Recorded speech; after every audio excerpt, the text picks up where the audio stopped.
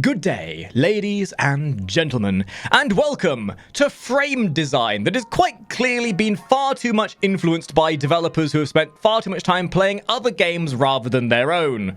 You know what I'm talking about.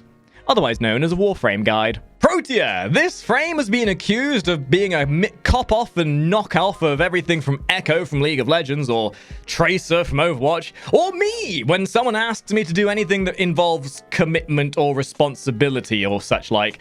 Protea has come at a time when Warframes are getting harder and harder to make, and to make them relevant for that matter. I think it's interesting to see how their take at trying to make something unique is to give her the power to manipulate time and become a walking vending machine, which if anything may go to show how is super inflated and how flooded and just oversaturated the amount of Warframes we have is already. But hey, that's a discussion for another video. This video is a guide for Protea.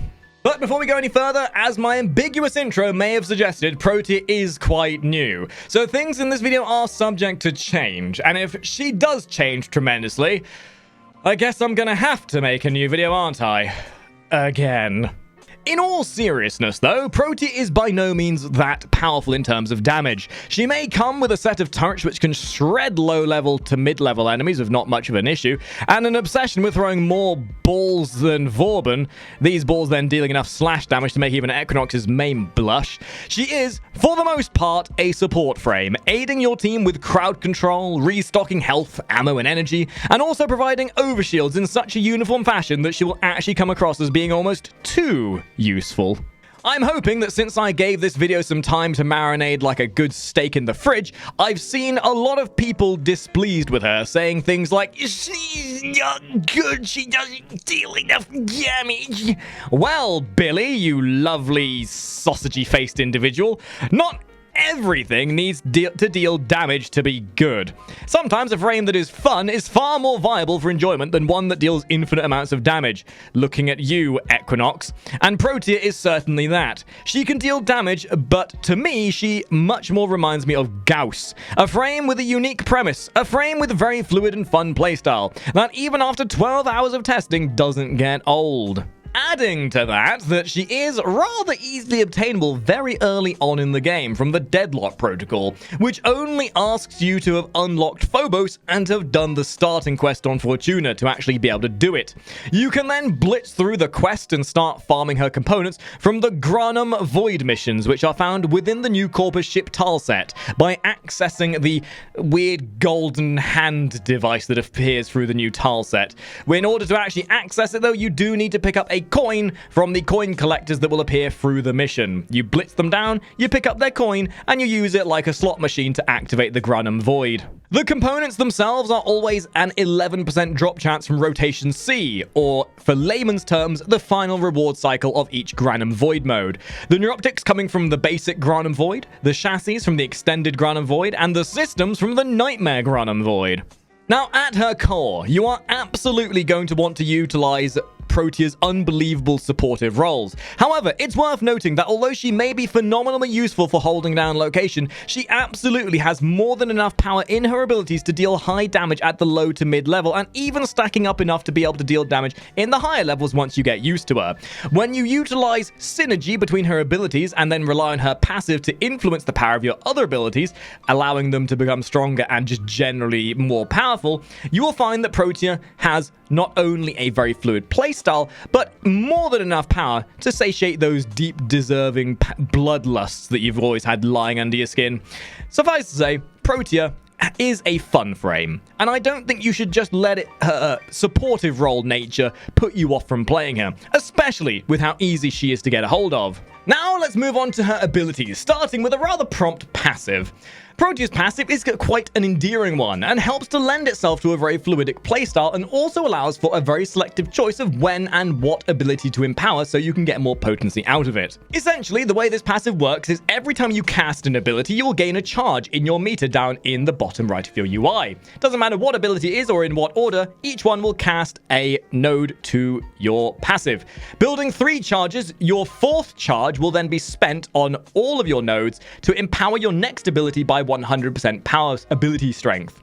This bonus can then empower an ability of your choice. So if we say, for example, build up 3 nodes now, and then our 4th cast is on our turret becomes infinitely stronger than if it wasn't using that 100% bonus power strength. So in short, you're going to be able to use this to selectively meet a situation of your choice. Should you require to give your allies more armor, or shielding from your 1, or maybe you feel like doing a better bit of crowd control, then you can utilize the added power strength to make it all the more potent. Now let's move on to Protea's 1, which is called Shrapnel Vortex and Shield Satellite.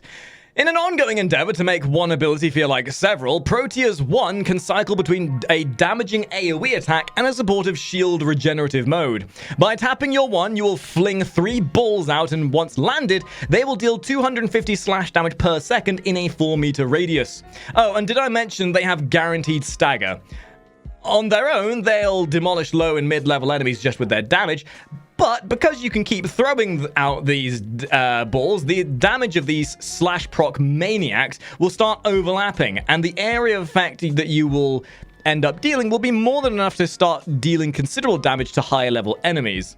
In short, you'll want to make sure that this is not necessarily used for the damage itself, but used for giving your team breathing room, allowing you to move around and CC enemies without much of an issue. And seeing as this is almost an instant cast and you can almost throw infinite amounts of balls based on your duration, you can essentially create a massive, wide encompassing area of crowd control. It's obviously there's a bit of inconsistency with where the balls may land, but hey, this is quite a nice ability and feels rather nice to cast.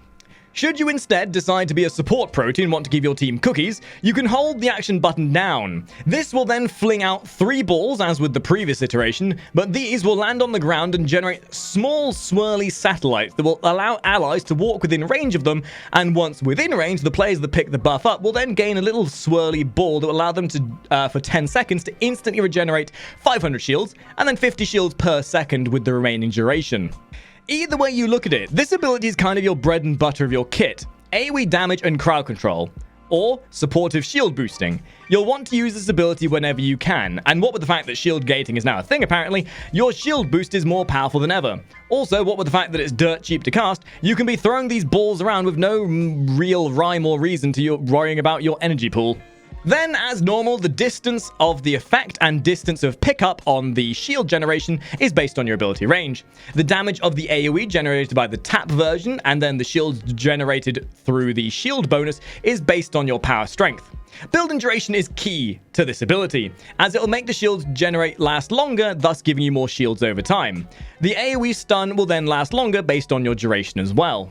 Blaze Artillery is Protea's 2, and it's exactly what it sounds like. Protea is able to summon up to 3 turrets, each loaded with 6 shots of high firepower fire damage. Each shot dealing 500 fire damage with a 100% status chance, and explosive radius of 2.5 meters.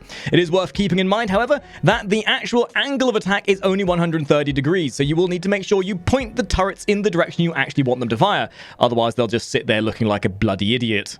There is some underlying subtext here, but without bogging you down with unnecessary guff, the main thing you need to know: cast time improving abilities only improve the deploy speed, not the fire rate.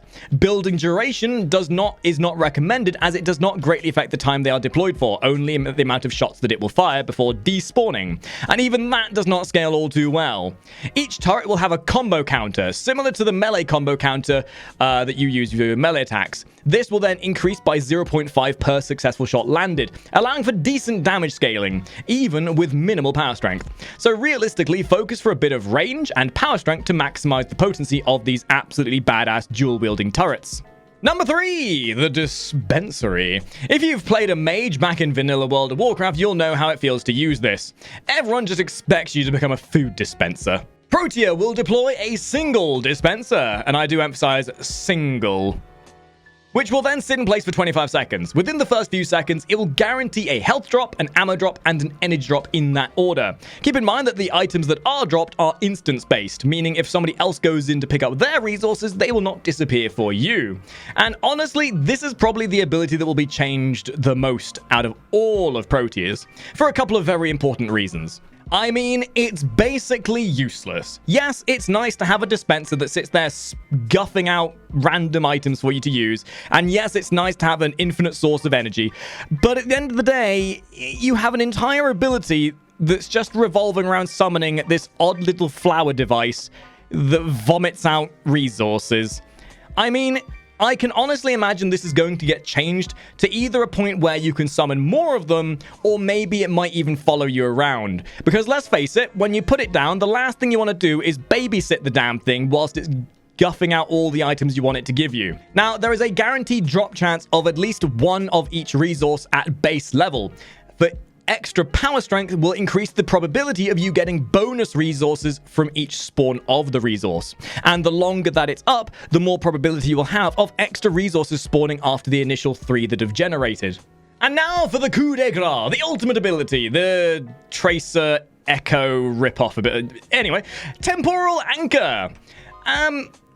Time travel is never something easy to explain, so I'll simplify this as much as possible for all of you, shall I? In a simple manner, once activated, Protea begins recording all activity, getting an anchor point of where she originally started from, if you will. The first iteration is the quote-unquote anchor point, and is the beginning of the cast of this ability. During the activation of this period, Protea will be leaving phantoms in the trail of her past actions, whether it's jumping, walking, or generally looking like an absolute badass. Any damage dealt during this mode will be stored and recorded as a damage stack on your reticle. Once the duration of the ability wears off, or the ability is manually turned off, all stored damage will explode in a 15-meter radius of where you were stood at that point, and you'll be sent traveling back in time to the point of your original cast, hence the term anchor point.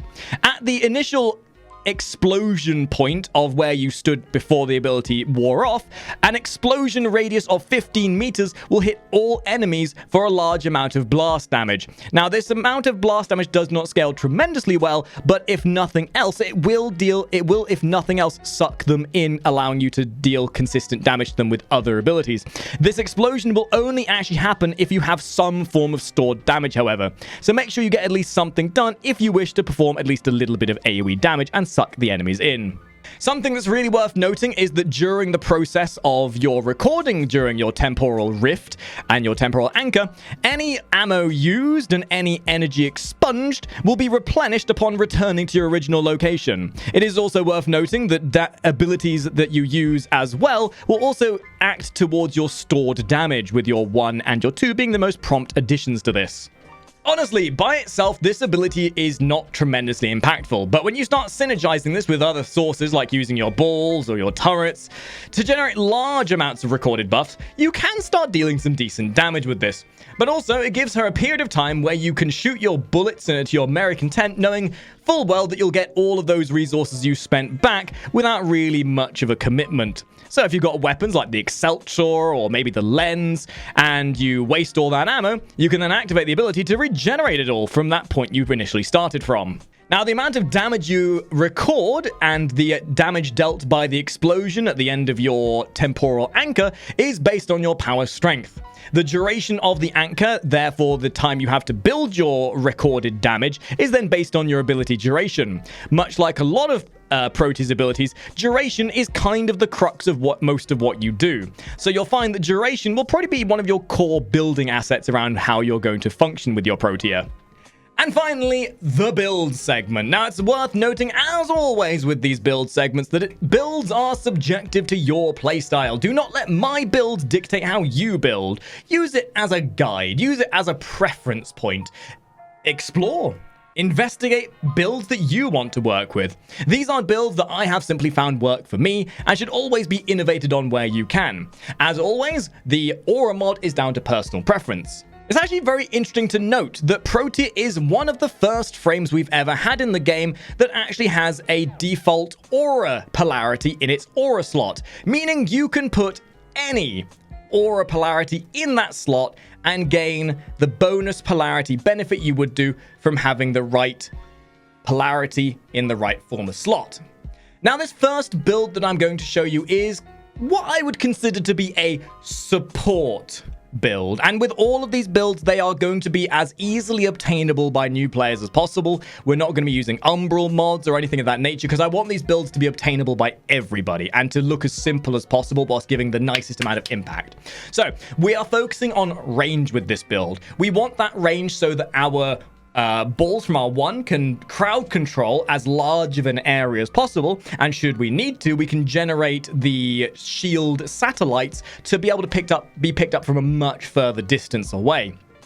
Additionally to that, this also then allows our turrets to shoot from a lot further away as well. But this build does mostly revolve around utilizing your 1 and then a bit of your 4 as well to crowd control and then aid your team with shield regeneration.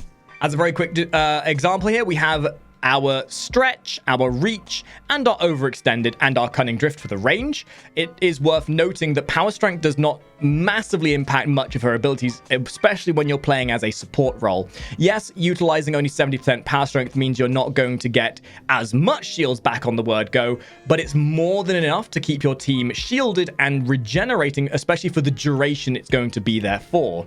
In terms of survivability, it is always worth having at least 1, maybe 2 survivability mods, but it is a personal preference. Mix and match your survivability mods to the playstyle you feel like you would want to work with. I always go with either a vitality or a steel fiber, or if you have access to it, then an adaptation is a nice addition to that as well. Having synergy between vitality and steel fiber, that's just a go figure, because more health and more armor work really hand in hand with each other. Then you want a little bit of duration from continuity, and you could in fact even swap out a little bit of range here, or possibly even intensify for more duration to make these buffs and crowd controls last even longer. And this build, it's a bit of a nuanced build. It's one that I kind of came up with on stream as a bit of a gimmick more than anything else. And this build focuses entirely on your turrets and the potency of how much damage you can deal with your 4. And possibly even with a bit of your 1 to generate really big shields. Now, this relies a lot on having a lot of duration and a little bit more power strength than what you had before. This build allows for your turrets to last for a fair bit longer, whilst also then allowing you to make high power with them as well. We found that through testing that the power strength we generate with these things aren't really that impactful, but having that extra couple of shots that we would gain from building duration actually makes a bit more of a difference than building for power strength. You then want Streamline to help you with the efficiency, so you can cast them more frequently. And then you've got Constitution, Augur Message, and Continuity for your duration. You've got Power Drift, Intensify, and Augur Secrets for the power strength to increase their potency. And then you've got the Stretch for a little bit of range, just because. And then Vitality is your survivability. You could, in theory, even take out Stretch here and replace that with another survivability mod. The turrets, by default, have quite a nice amount of range. And honestly, even with Stretch on, there aren't many situations you're going to find where having turrets that can hit from 50 meters away is really going to be out of range of anything. And as ever, a very, very, very new player-friendly Git build that works wonders from any perspective. And honestly, this is a little bit different to what we normally do. We actually have redirection modded here. Because you have this focus towards shielding, at low levels, shielding works really well. Once you get to level 30 and 40, shielding really doesn't weigh up as well. But seeing as you have the ability of overshielding yourself, giving yourself that higher base shields allows your overshields to go even further. Then we have our baseline mods in the form of Streamline, Continuity, Stretch, Intensify, and Flow to give ourselves that bigger energy pool, to have a bit more duration, a bit more range, and a bit more power, and a bit more efficiency. And because Augur Message is quite easy to get from your Cetus bounties, we've thrown that in there as well, just to make sure your supportive roles can last a little bit longer. But this build should be obtainable quite easily, even if the mods are slightly underleveled by comparison. And that's the video, ladies and gentlemen. Hopefully it's been informative. I can almost guarantee you I'm going to have to remake this at some point in the near future, because I can guarantee you some of her abilities are probably going to change. But for the time that it's useful for, I hope you find it useful. I hope you've enjoyed learning about Protea, as I have, and maybe this will convince you to give her a try. In the comments below, I would love to know what you thought about her. And hey, if you feel like coming and joining these fellow band of trio merrymakers, then you're welcome to join us on Twitch as well, as we do record these guides on Twitch to get you involved with the making process of them. So thank you very much for watching, guys. Make sure you drop by the Twitch, pop us a follow. Maybe you also follow my Twitter if you get the chance to, because we do upload some very spicy artwork over there. And I hopefully will see all of you top hatters in the next video. Ta-ra!